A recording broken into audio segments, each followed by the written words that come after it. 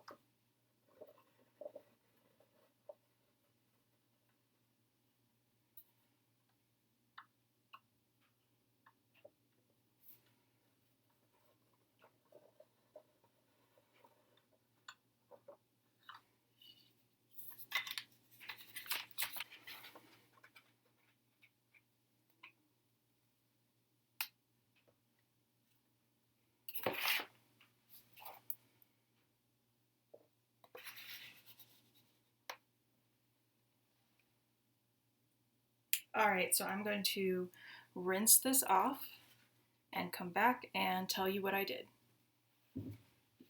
Okay, so how did that work? The center of marbling is this right here. This is called a size, S-I-Z-E, and it is a bath of thickened water. Now I've got it in just an IKEA storage container. This container is kind of the perfect size for marbling an 8.5 by 11 sheet of paper. And the way that I make a bath of thickened water is I take powdered carrageenan seaweed, and you may have heard of that because it's a common food additive, and it just makes liquids really thick and viscous. So I blended that in my blender last night, just with water, and then I poured that in here this morning. And so what happens is that the carrageenan is so thick and the surface tension on it is so high that when you put paint on top of the surface, it doesn't sink. I mean, some of it sinks, but the vast majority of it stays floating on top. And you can see that I have a lot of leftover paint here that's just floating on top. So what you have to do between each paper that you marble is actually skim the surface. So I'm just coming in here with a little sheet of newspaper, and I'm just getting as much of that old paint off of the surface as I can. And usually I skim it with 2 sheets of paper, just to make sure it's nice and clean, to the best of my ability.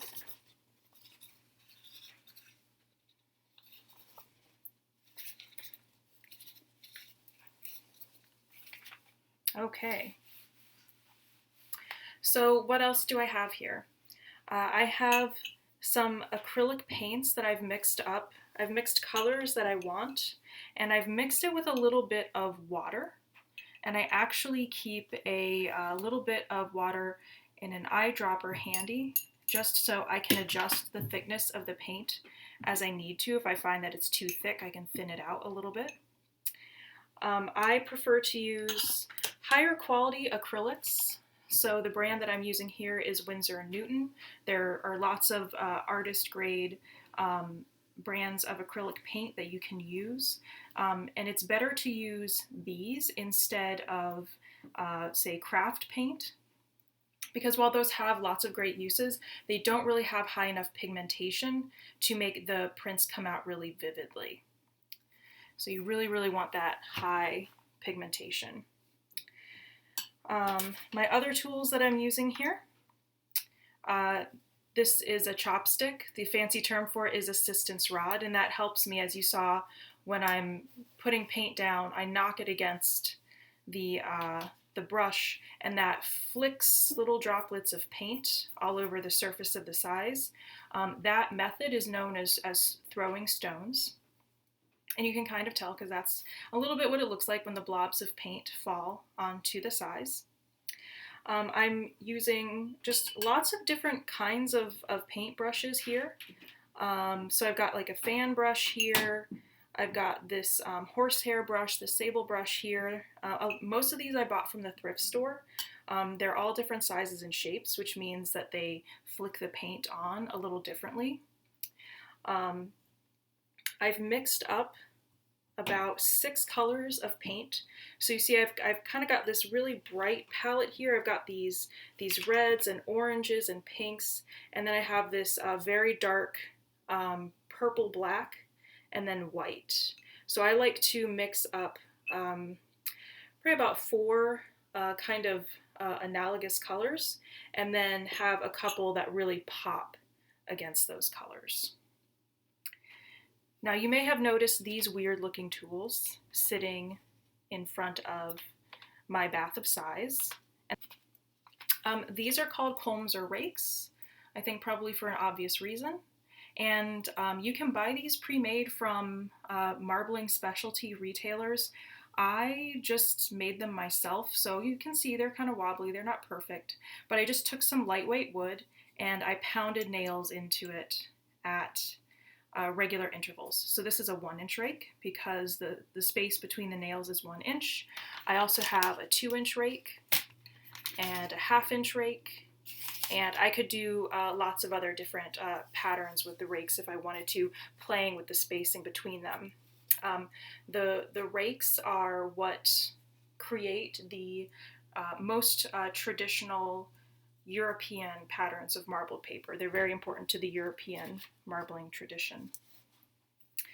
So that's pretty much what I've got going on. My other tool that you've seen me use a couple of times now is my Stylus.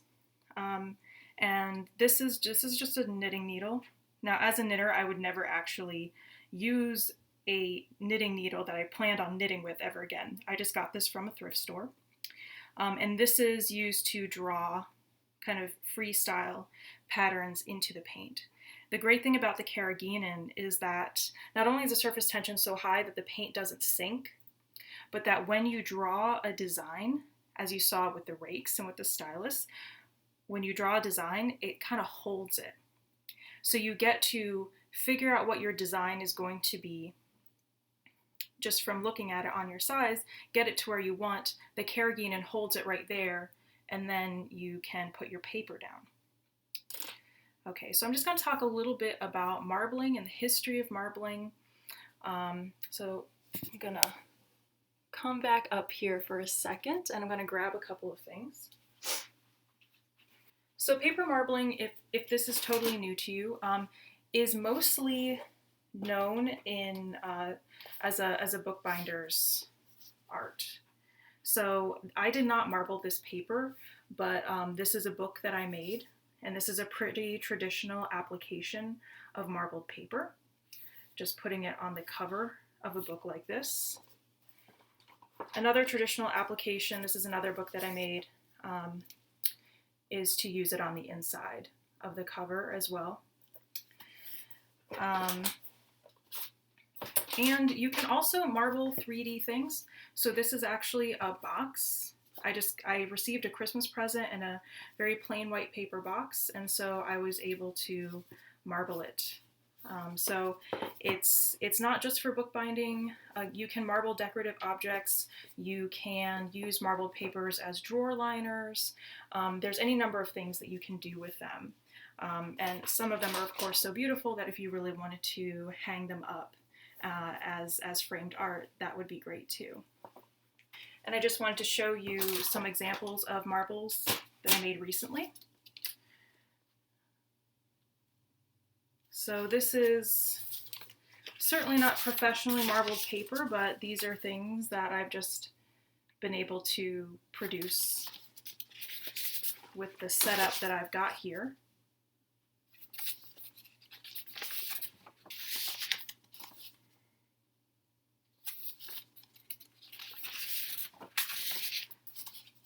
So there's a great stone pattern. Here's another chevron like the one that we just made. And we do have lots of great resources in the library when we're able to reopen for you to check out about paper marbling. One great book that I think came out last year is this one, Making Marbled Paper by Heather R.J. Fletcher.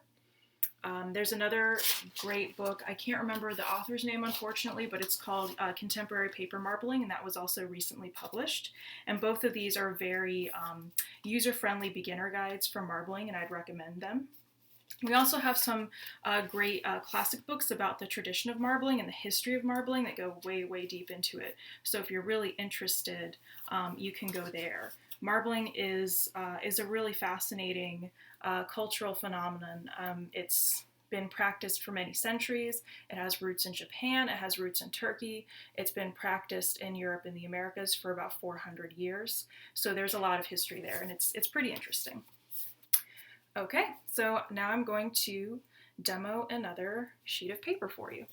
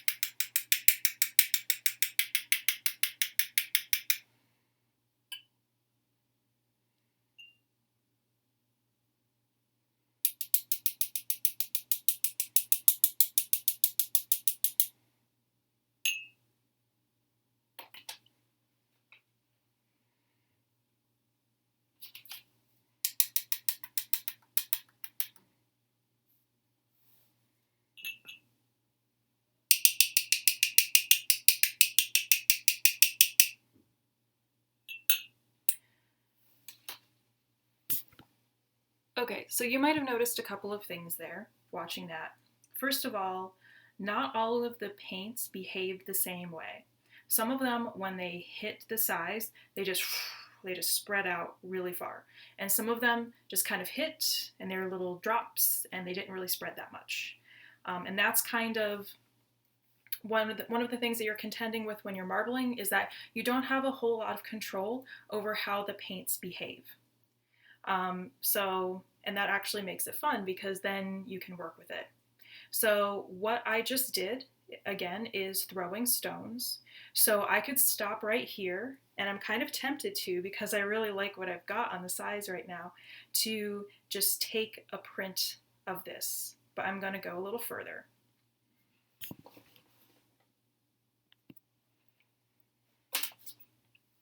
So I've got my stylus. And again, I'm going to come in here and I'm going to make a pattern that is called a Getgel. That's Getgel.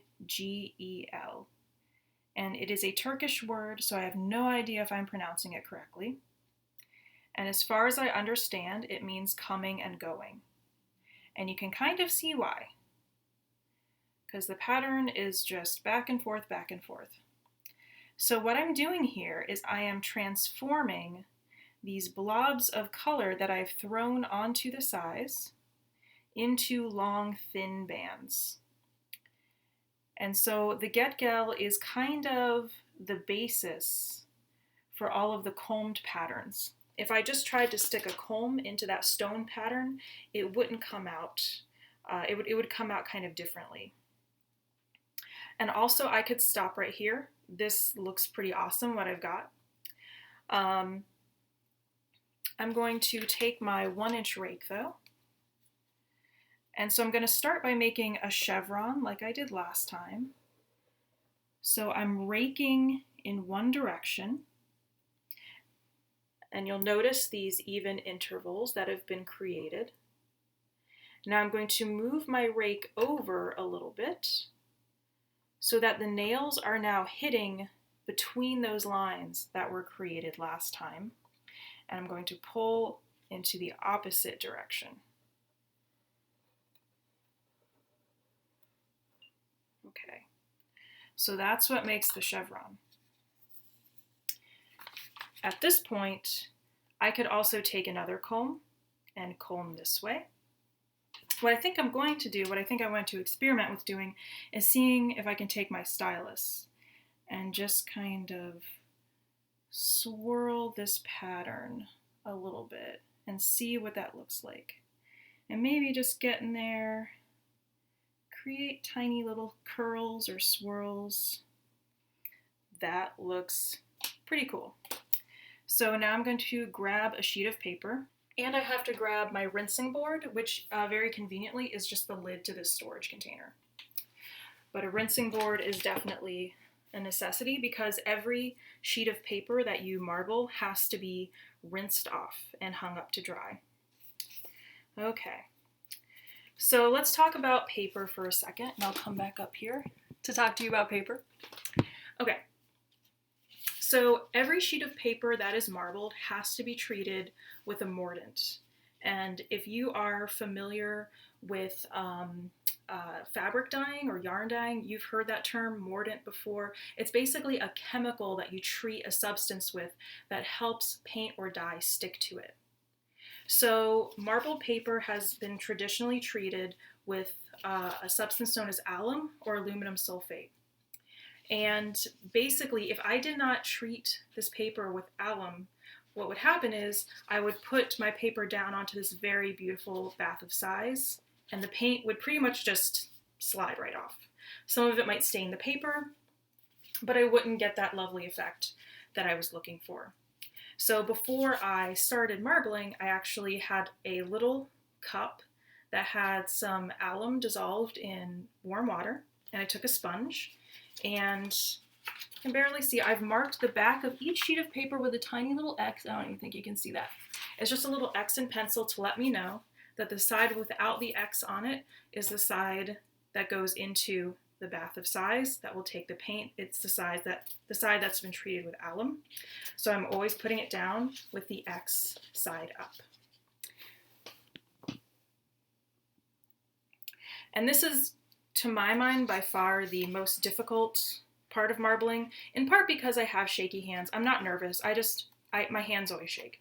So putting the paper down and getting a good print without any hesitation lines is definitely an art that I've yet to master. Yeah, that was kind of wiggly. And then I take my rinse board. Oh man, that looks pretty amazing. Okay, so now I have to go and rinse this off because it's got a lot of carrageenan on it. So I'm letting a little bit of the carrageenan drip back into the bath, but if I don't rinse this off, it'll take a really long time to dry. The carrageenan is really slippery and slimy. It's going to drip all over the place. It's just not going to be a good situation. So I basically, the reason why I'm doing this in my basement is that I have a setup where I have this workbench that you see me working on, and then I have a utility sink where I can rinse off any prints that I make, and then I've got a clothesline where I can hang them. And that's kind of an ideal setup. So excuse me one moment while I rinse this off. Okay, so while I am clearing my bath of size here, I'll talk to you for a minute about what marbling is like as a hobby if you'd like to try it for yourself. As you may know, if you live in Ann Arbor, our beloved bookbinding supply store, Hollander's, is closing this spring. So when I, as a bookbinder, found out about this, I was pretty devastated. They're definitely a great source for marbled paper. And honestly, I looked online and you can't find it cheaper anywhere than Hollander sells it. Of course, hand marbled paper, right? Those are artisan things, so those cost a lot of money. But digitally printed and machine marbled paper, you just can't find it anywhere cheaper.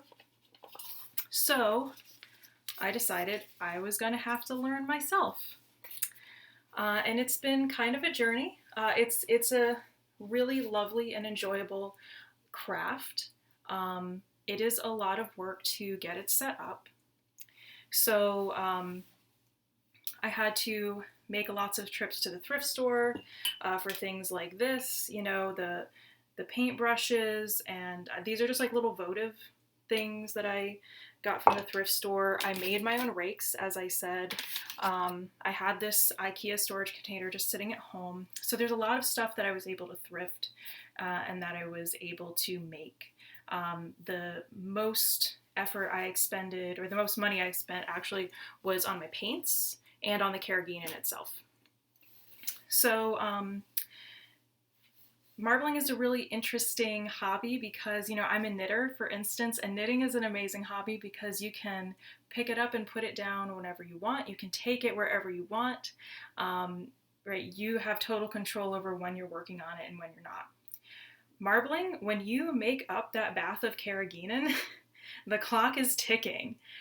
You only have a few days in which to use it because otherwise it's going to start molding. It's just seaweed mixed with water. It doesn't have any preservatives. So, you know, you have to plan in advance to marble. And I found that generally it takes about 3 hours from beginning to end to do a marbling session because you have to alum your paper, you have to mix your paints, you know, in addition to preparing your size, which I did, you know, blending my carrageenan with water. I had to do that last night so the bubbles would settle and this would make nice prints. And then of course, I've found that I've been able to marble about maybe 15 or 20 sheets of paper in one session, and then afterwards you need to clean it up. The bath can be reused for several sessions, so I will probably, you know, I started this bath today, I will probably come back tomorrow and maybe even the next day, and I found that I've been able to get maybe about 40 sheets of paper out of a single bath. So that's just something to think about, and again, having a good space in which to do it.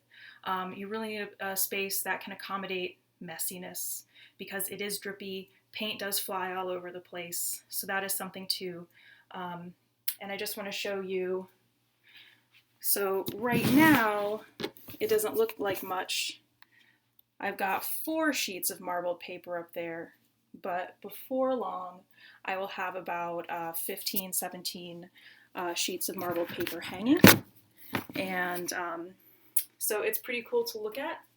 And it takes a sheet of marbled paper, I would say about 90 minutes to 2 hours to dry completely.